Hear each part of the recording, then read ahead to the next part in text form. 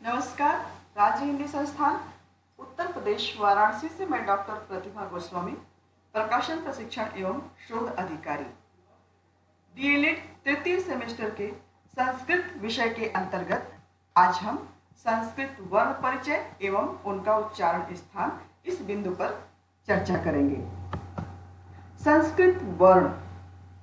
संस्कृत वर्णों के बारे में जानने से पहले संस्कृत वर्णों की उत्पत्ति कहाँ से हुई, हम इसे जानेंगे। संस्कृत वर्णों की उत्पत्ति के बारे में कहा जाता है कि महर्षि पाणिनि की आराधना से प्रसन्न होकर शिव जी ने जब अपना डमरू बजाया तो डमरू के बजाने से जो ध्वनियां उत्पन्न हुई वही 14 माहेश्वर सूत्र के रूप में जानी गई। पाणिनि की अष्टाध्यायी इन्हीं 14 सूत्रों पर आधारित है। महर्षि पाणिनि के बारे में भी एक कथा प्रचलित है कि बालक महर्षि अपने विद्यार्थी जीवन में पढ़ने में बहुत रुचि नहीं रखते थे। एक बार विद्यालय में गुरु जी ने सभी छात्रों को दिए हुए कार्य का अवलोकन किया। अवलोकन के क्रम में जब वो बालक पाणिनि के पास पहुंचे, उनका हाथ देखकर उन्होंने अपनी छड़ी रख दी और कहा, तुम्हें मारने से क्या फायदा, तुम्हारे हाथ में तो विद्या रेखा ही नहीं है। महर्षि पाणिनि को यह बात चुभ गई और उन्होंने अपने गुरु जी से पूछा, गुरुवर बताएं हाथ में विद्या रेखा कहाँ होती है। गुरु जी ने उनके हाथ को देखा और वह स्थान दिखाया जहाँ विद्या रेखा होती है। पाणिनि तुरंत वहां से गए और एक पत्थर का टुकड़ा लेकर अपने हथेली में उसी जगह एक निशान बना दिए, जिससे उनकी हथेली लहूलुहान हो गई। यह देखकर सभी परेशान हो उठे और पूछा कि अरे तुमने यह क्या किया। महर्षि ने अपने गुरु की ओर देखकर कहा, गुरुवर मैंने अपने हाथ में विद्या रेखा स्वयं बना ली है। महर्षि पाणिनि के बारे में हम सभी जानते हैं कि उन्होंने व्याकरणिक ग्रंथ अष्टाध्यायी की रचना की है। यह एक ऐसा ग्रंथ है जिस पर संपूर्ण संस्कृत साहित्य का व्याकरण आधारित है। अब हम पुनः एक बार माहेश्वर सूत्रों को देखेंगे। माहेश्वर सूत्रों का जो क्रम है, आई उण से लेकर आई औच तक, यह स्वर वर्णों से संबंधित है। इसके आगे है वरट से लेकर आखिरी सूत्र हल, यह व्यंजन वर्णों से संबंधित है। वर्ण, यहां पर हम ये जानेंगे कि वर्ण कहते किसे हैं। भाषिक ध्वनियों के लघुतम इकाई के चिन्ह को वर्ण कहते हैं। वर्णों के दो भेद होते हैं, पहला स्वर और दूसरा व्यंजन। अब यहां हम पहले देखेंगे कि स्वर किसे कहते हैं। स्वर वे ध्वनियां हैं जो स्वयं उच्चरित होती हैं। स्वरों के उच्चारण में फेफड़ों से आने वाली वायु ओष्ठ और उससे आगे तक कहीं अवरुद्ध नहीं होती है। स्वरों के प्रकार, स्वर 3 प्रकार के होते हैं। ह्रस्व स्वर, ह्रस्व स्वर को ही मूल स्वर भी कहते हैं। इन स्वरों के उच्चारण में एक मात्रा का समय लगता है। ह्रस्व स्वर है अ, ई, उ, री। दीर्घ स्वर, दीर्घ स्वरों के उच्चारण में 2 मात्रा का समय लगता है। आ, ई, उ, ए, ऐ, ओ और औ, ये दीर्घ स्वर हैं। स्वर का तीसरा प्रकार है प्लुत स्वर। इन स्वरों के उच्चारण में 2 से अधिक मात्रा का समय लगता है। जैसे ओम। ओम एक उदाहरण है। संगीत के 7 सुर सा, रे, गा, ये जो 7 सुर हैं ये भी प्लुत स्वर के उदाहरण हैं। सा के बाद जो आ का खिंचाव है वो स्वर के साथ ही वो खिंचाव है, और वह सा के बाद स में लगे हुए आ को प्लुत की श्रेणी में रखता है। व्यंजन। व्यंजन वर्ण अपने आप में पूर्ण नहीं होते हैं, ये स्वरों की सहायता से बोले जाते हैं। व्यंजन जिस स्वर से जुड़ते हैं उनका उच्चारण भी वैसा ही हो जाता है। जैसे क धन अ बराबर क, क धन ई बराबर की आदि। व्यंजन वर्णों का वर्गीकरण। प्रयत्न के आधार पर व्यंजन 5 प्रकार के होते हैं। पहला है स्पर्श व्यंजन। क से लेकर प वर्ग तक के वर्ण स्पर्श व्यंजन कहे जाते हैं। संघर्षी व्यंजन स, श और ज, इन व्यंजनों को संघर्षी कहा जाता है। क्यों संघर्षी कहा जाता है? कि स्वर तंत्रियों से इनके उच्चारण के समय जो वायु निकलती है वो कहीं संघर्ष करते हुए निकलती है।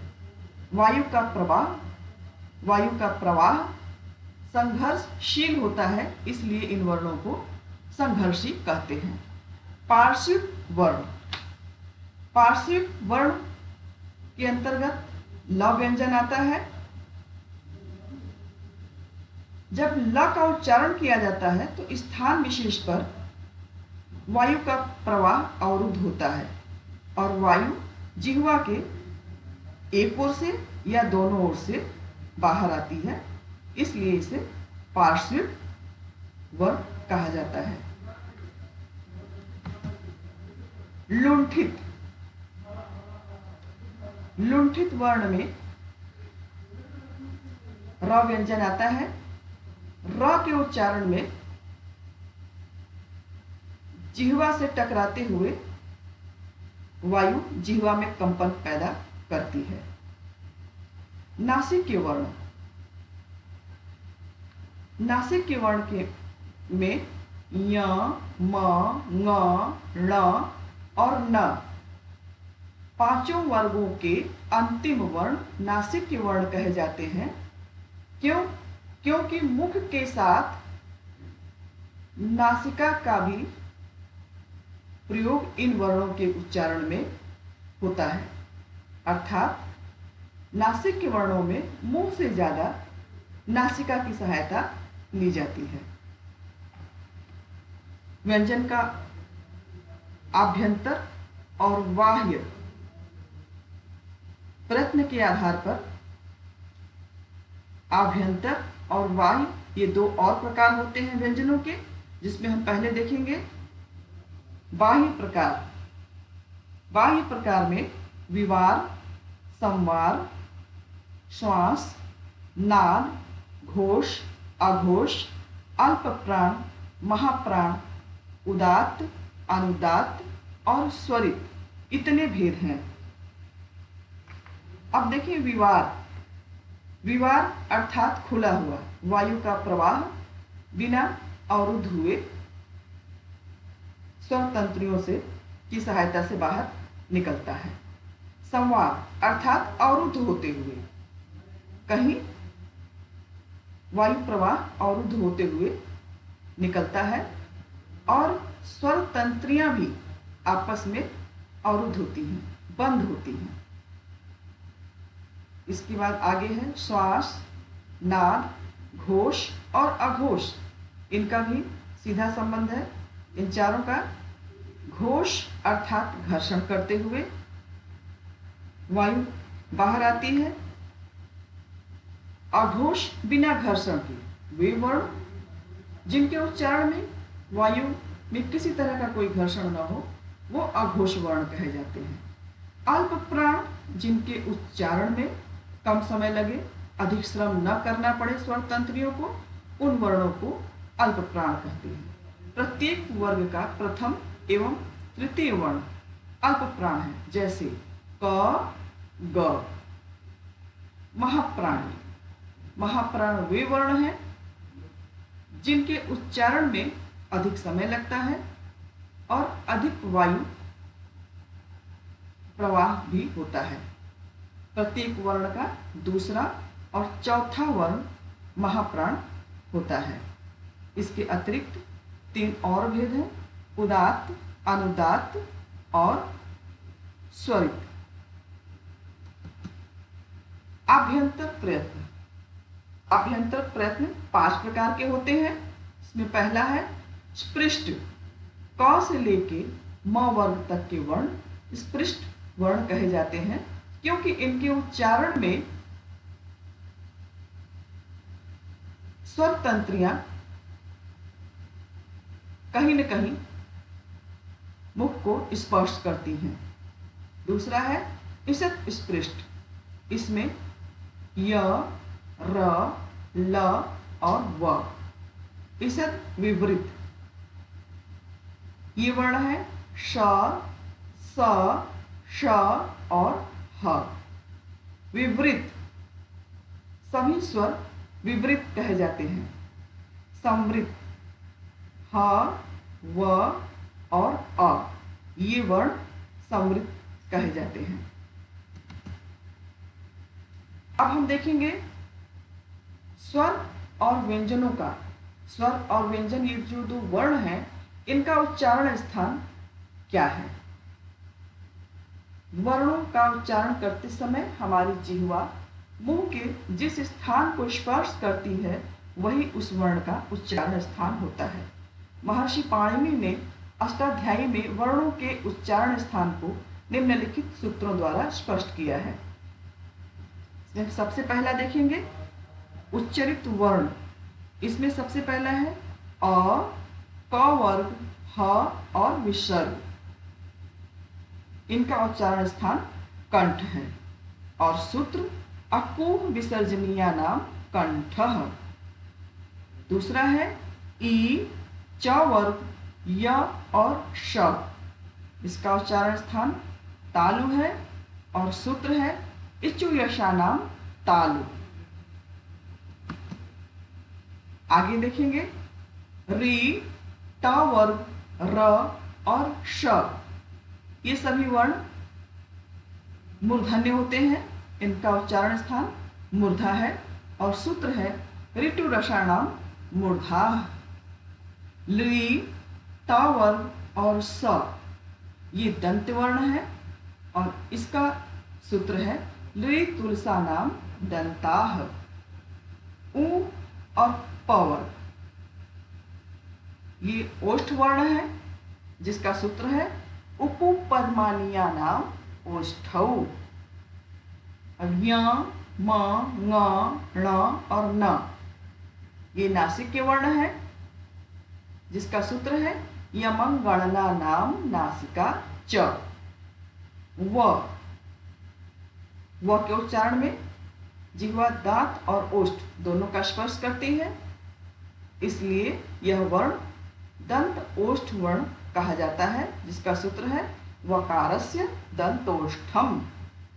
ए, ऐ, ये कंठ तालु वर्ण है जिसका सूत्र है ए दैतो कंठ तालु।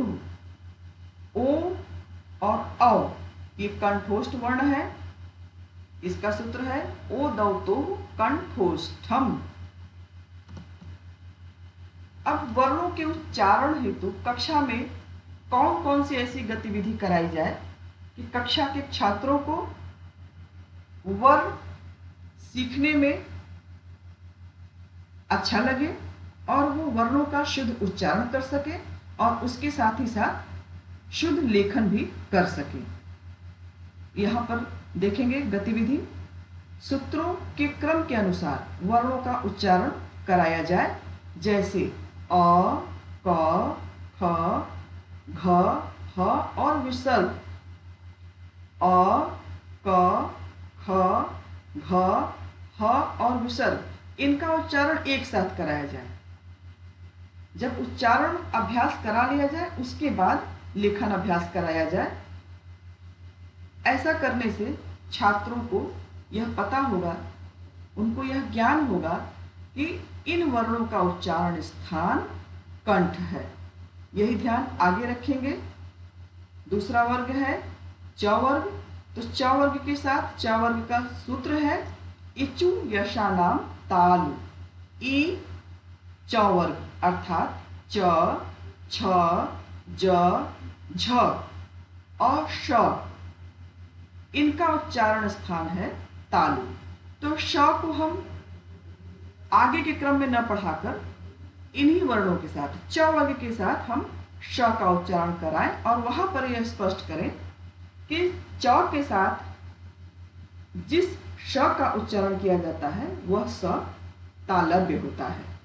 वह दंत ना होके, स ना होके श, श, च, श, च, श, इस तरह का उच्चारण कराएं।